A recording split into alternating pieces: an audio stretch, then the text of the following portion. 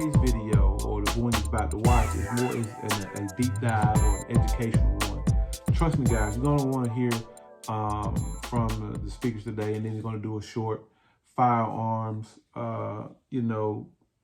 discussion about how to properly carry the gun, what rounds to use, what's best for quail hunting, so on and so forth. So y'all check this out. You may learn something. Remember, we hunt too, we fish too. Peace. Different animals? They're hunting for Yes, but different terrain? poverty. I was gonna say, they're looking for food. Yeah. So our public land out here, we have the benefit of having public land. So for example, historically, I'm gonna go real deep on you. After emancipation, right?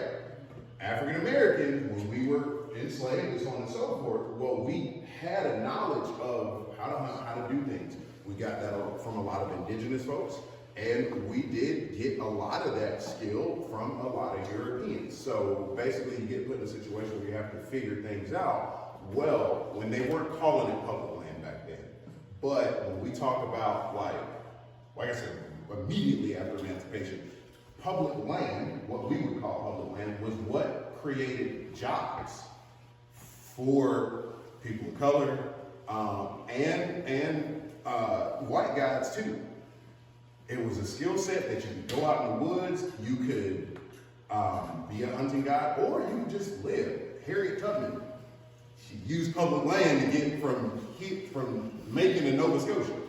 So I say all that to say, historically, public land, the American model of conservation, has been integral. But I say Africa because poverty doesn't allow for public land access. Everybody's hungry. You'll run every last animal up out of here and kill it before it was all over. So they practice a different type of conservation, and it's much more private. You see what I'm saying? In Europe, similar situation where you don't have poverty, but what you did have was a wealthy aristocracy, the castles and the dukes and all of that stuff. And anytime you see the driven shooting and all of that stuff that you see, it's a very Eurocentric way of looking at it, because they don't have the public land availability that we have, because at the time they not only hunted a lot of their game, but it was just blocked off because of the aristocracy. Well, when we got here to America, Europeans were like, no, we ain't doing that no more. This is not the way we're gonna do this. And so we'll go into the history, and I'll go into that. So just know that what we have here is very special and very unique to North America.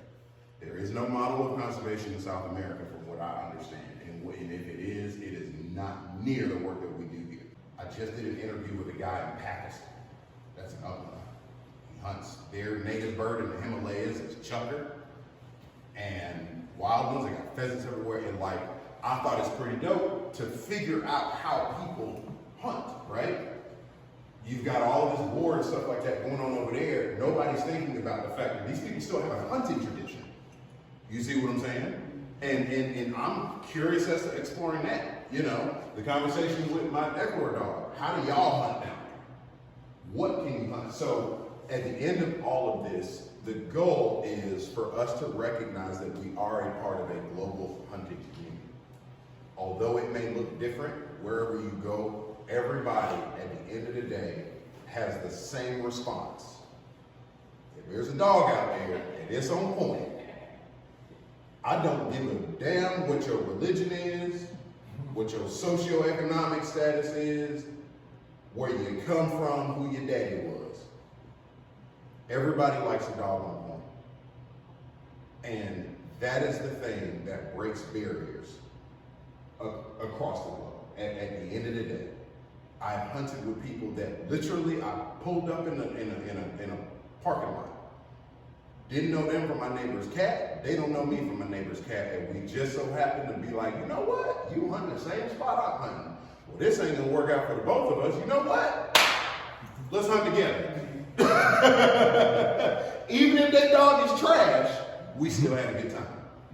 I got to know somebody new. You know what I'm saying? They might learn something about me. They might learn. I can always learn something from them. Regulated carcass of wildlife. Okay, legal and regulated. We're not poaching. When the season's over, the season's over. okay? You do what you need to do to make sure that you not only shoot birds or shoot game, whatever it is, ethically, safely, and of course, for sake of conservation, that's why we have dogs, to make sure that you do your damnedest to retrieve that game.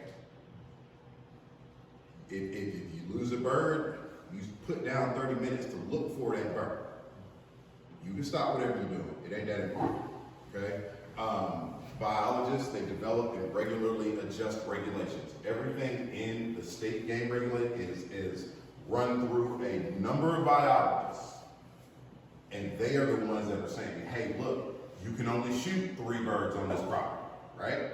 You can't go out and shoot 6. Well, that's not them being jerks. That's them saying, like, that is the legal limit. That is a reasonable limit of birds if everybody comes out to hunt before we start destroying the population, okay?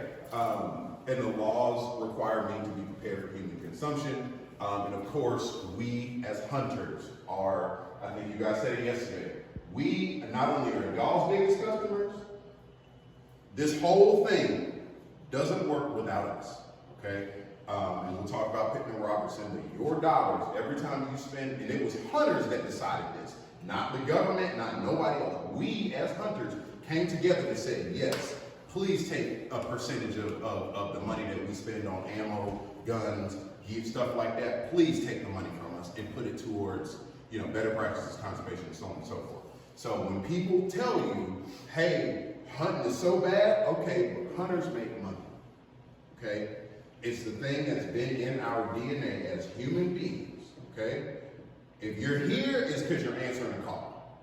Something that we didn't put out, something that you put out to yourself. They need a canopy to protect them from predators, but they also need like more stems type stuff on the ground so they can move around. The real thick, heavy vascular fescue, they can't get through that, right? So they need to cover. So what happens when you plant flowers and wildflowers and grasses like that? You get insects, you get spiders, you get bees, and then that brings in the birds, right? And so the places that we have seen these, that brings back, we haven't had rabbits on this property in, you know, decades. All of a sudden, they're finding rabbits, and they're finding snakes, and finding moles. So the conservation aspect of it, and focus on the habitat, really does impact the ecosystem overall, and not huntable species.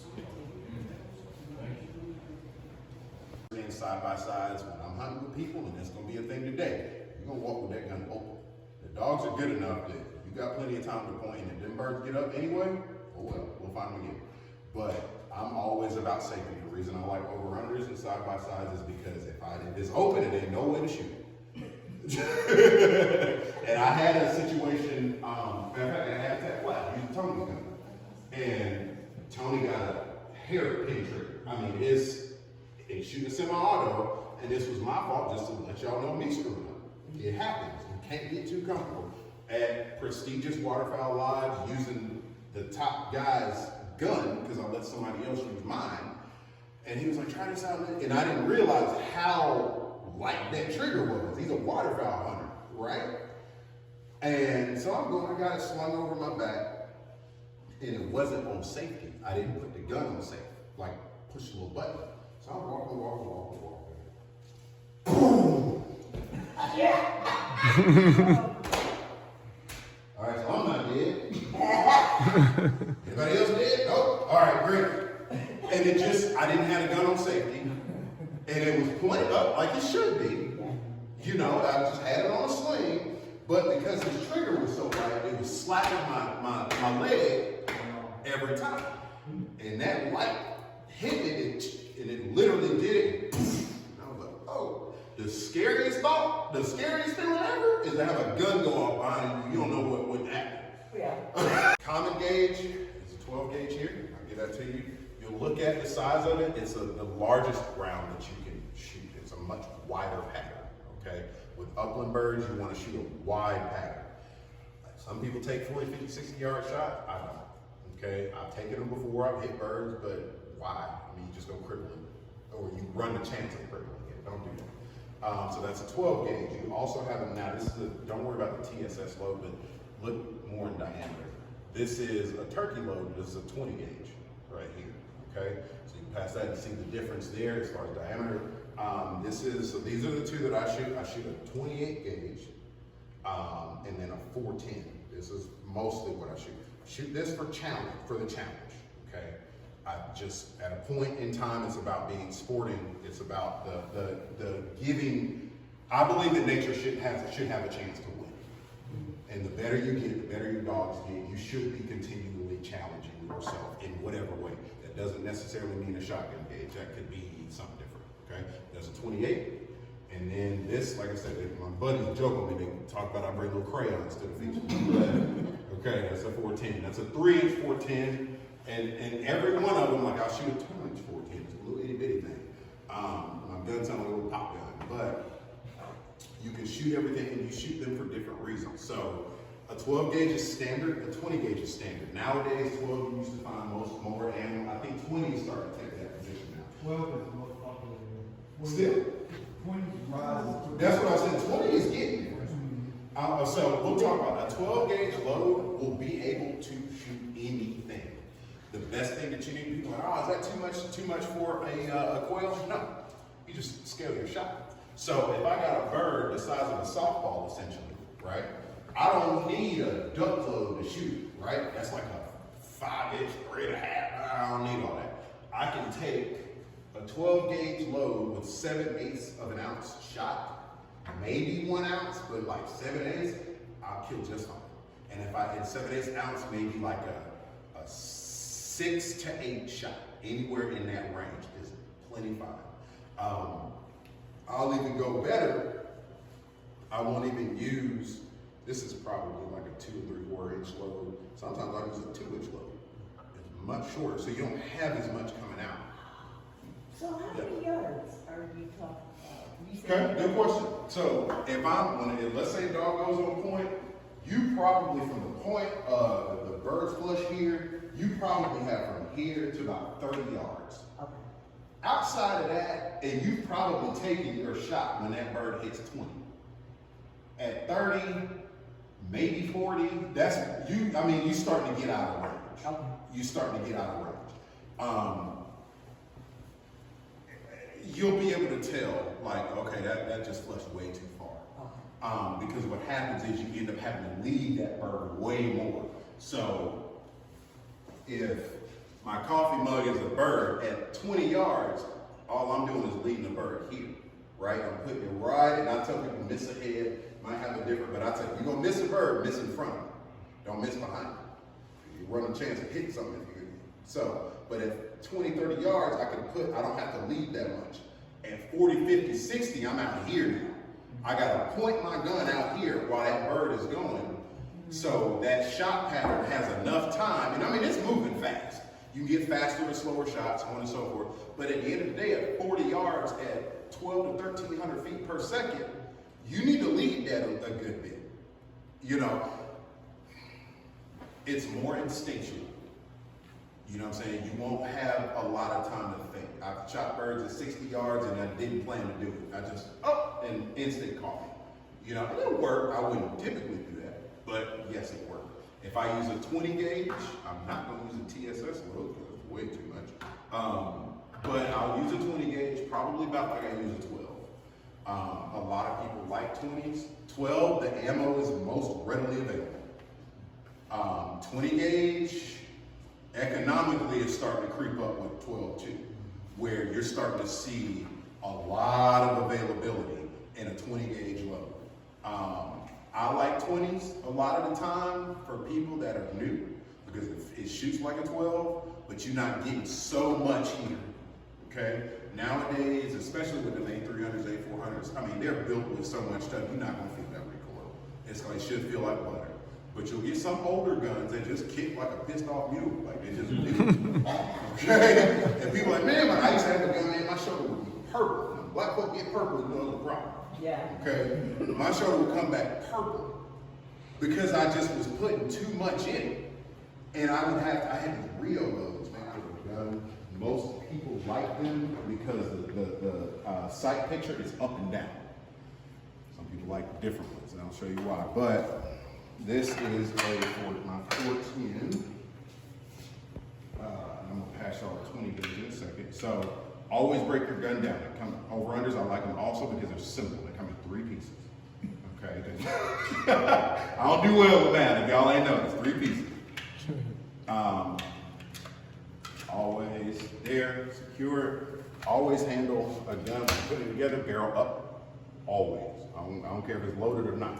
Barrel up, hand it to somebody, broke open.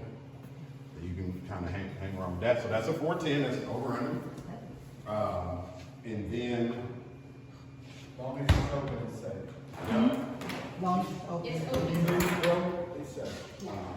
and Bill, can I have you put this on here? Thank you, sir. Is that the same one? Yeah. Okay, perfect. And then this one thing To before I explain also go into what an it, over under for the for my most folks. guns, unless you get a fixed choke, most guns are also going to come with these things here, these little choke tubes. And these choke tubes, I can unscrew out the fronts of them. As opposed to This side is by side. 14. So and they'll sit right in here in this little thing. You unscrew them, but they open or close, make it easier. These are really nice. Fancy, boy. But they will open or close your pattern. You can also only shoot steel out of certain ones. So like on here, like these chokes on the side, you'll be able to see, and it's real hard to see. But like, if you see here, Yeah. it'll say no steel. Don't shoot steel out of it because it'll actually damage these things. And if these get damaged, then the front of your barrel will get damaged, it'll start creating bulging, and then it's really not safe. At the end of the day, you're still shooting an explosive out of a very small tube, okay? But then there are others of these that'll say steel okay. That's fine. Most modern guns like that are usually steel okay. It's the older guns that are usually not. Also, before I take the other gun out, you're gonna have people that don't like non-toxic shot, and I understand that. I'm a non-toxic fan. I am. It costs a little extra money. I feel like I'm at the strip club or something every time I shoot a business shot. I'm like, just throw it, because if I miss, it's gone. That's like I shoot 2 of them, and I'm like, God, that's $10.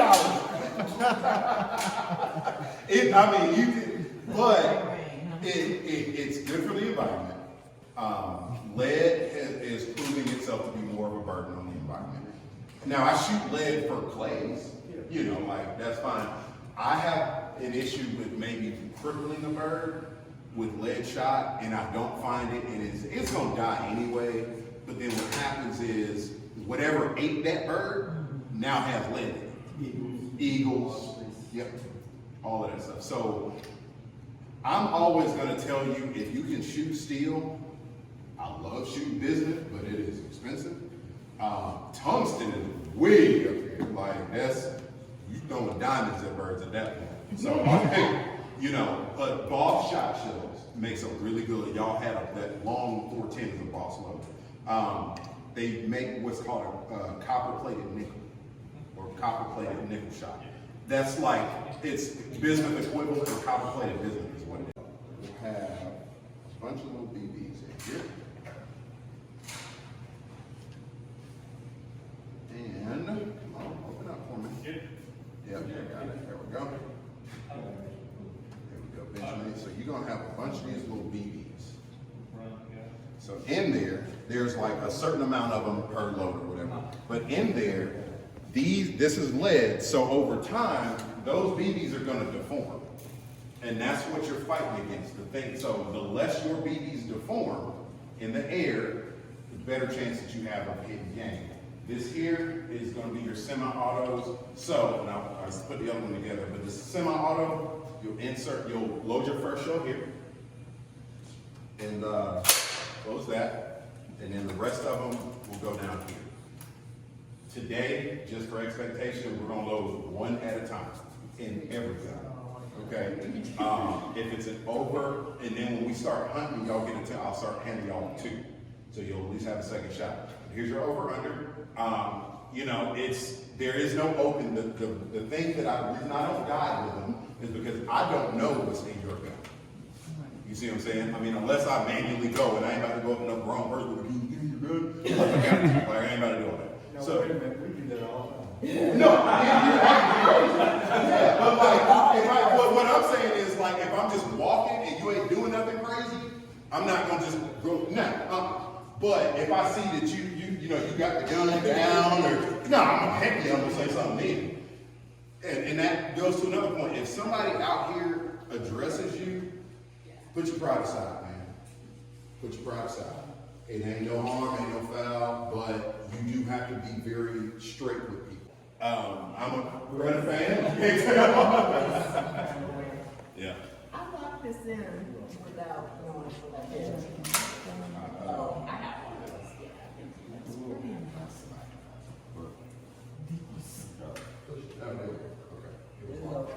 Oh, So, and the best way to carry that is open, just like that. But with those guns, a little drawback, if you're in the weeds, sometimes seed heads get up in there and stuff like that. If it's open, we know it's We know what's safe.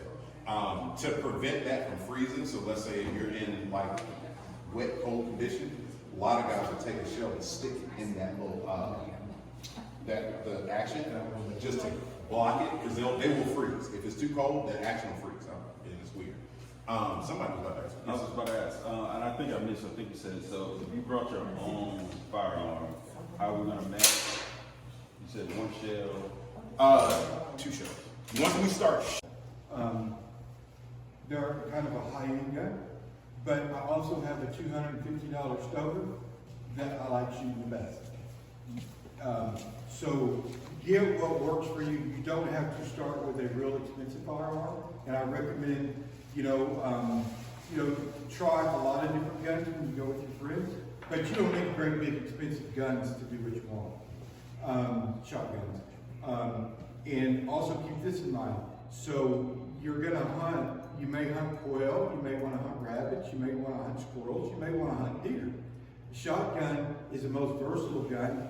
You can get one shotgun that will do all of those disciplines, okay? So keep that in mind.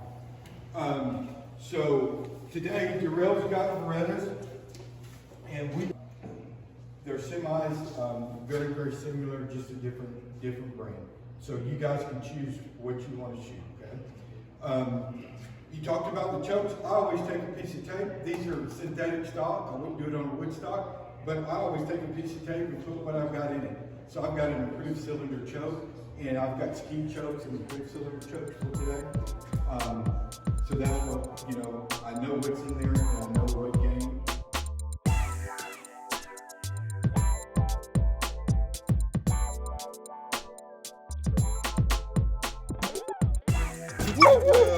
We'll hunt till he burns out.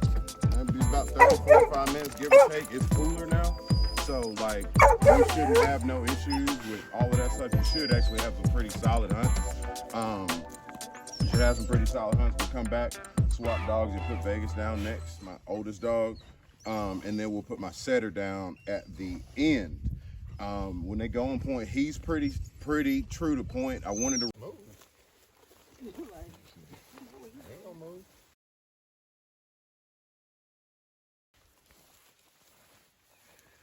Damn tail, that a dog gets a high off of being right there. It's quivering. This is a pointer. Short-haired dogs are the pointer. Short-haired dogs is a pointer. And Joker. And my setter, Joker. English setter here. English. Yeah. I pulled This is that. He's a English pointer, setter. but he is European bred, like English. English This setter. is my young English setter here. English setter. This is a European bred English pointer. So you look at his head. They're the same breed, but those American dogs are descendants of these dogs. So look at his head. His tail doesn't go up; it's straight. And when he points, it's lower, and it'll stick out like that. This dog is named Vegas. Vegas. So this is the one whose granddad is Snakefoot, descendant of Robert Whaley, the Whaley Center, all of that stuff, he comes off of that line from here. So It's amazing. He mixed them. no, he purebred. Purebred. Yep. All my dogs are purebred. It's just when I say American pointer, people call them English pointers, but you say English because the dogs are born in England. Well, these dogs aren't born. This one isn't born in England, so he ain't English. He's American. But so I say either American bred English pointer or just American pointer. Okay, I got you. Kai, my dog I imported from Ecuador, his descendants come from Spain and Italy. Okay. And then and the breeder had got the foundation dog there, brought him to Ecuador, and then was breeding down there, and then they sent him to me. Yeah, so a lot of technicality, but you know. Quick point to end the day. You see a bird in the cage. Wow. This is Zeus. He's 20 months old. He's a wire-haired pointing Griffon. It's one of the famous German breeds that's part of the versatile hunting community, meaning that not only will he hunt upland game birds, but he'll also be good in a duck boat, sitting to retrieve ducks. He's also been used to trail wounded deer. They'll use them to hunt rabbits, all different types of game. He has a very strong prey drive. And again, for a lot of the Germans, their idea is kind of like a Swiss Army knife. They want one tool that'll do a lot of things versus some of the other breeds that are more specific to certain types of hunting. Wow. That's amazing. And how old is he? He's 20 months. 20 months, Yep, so about- he's about young. 58, 59 pounds. Okay. But they get much bigger than that? Nope, that's about 55 to 60 is typically the males of 55. this breed. So he's one that has a little bit shorter hair. A lot of times these dogs will have a whole lot more character going on here, but the breeder that we have out of Wisconsin, he's trying to take a lot of that out. But the wire hair, he's better in cold weather. Also, can, like I say, he's got that protection if you're hunting ducks in cold water. So he's, like I say, part of the versatile breeds. Wow. Excellent.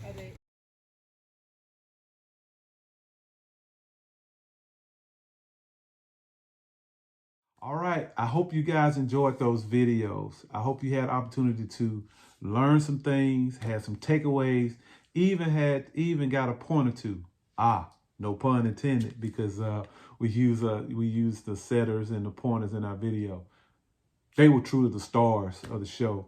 But I really want to take a moment to tell you guys how much fun I had out there quail hunting. It was my first experience skeet shooting. It was my first experience quail hunting. But with the mentorship and the guys that we had with us, made that experience a really enjoyable one. So I want to make sure I take an opportunity to thank a few people.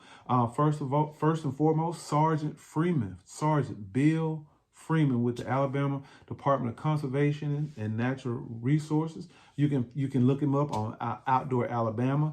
Also to Darrell Smith and his expertise in terms of pointers and how they operate out on the hunts regarding birds or winged animals. Also Justin Grider, his support, and Amanda, her and her husband with their dogs, and just the host of people that was there to the cooks that cooked those wonderful meals.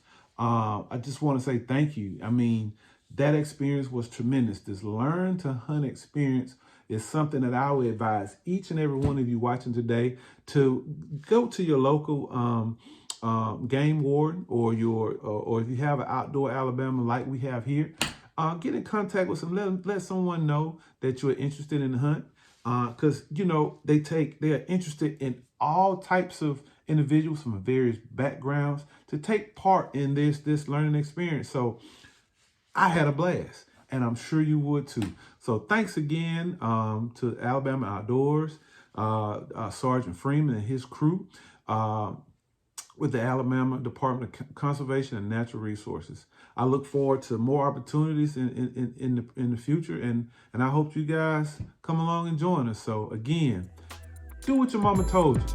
Get out the house, go outside, go hunt. Remember, we hunt too, we fish too.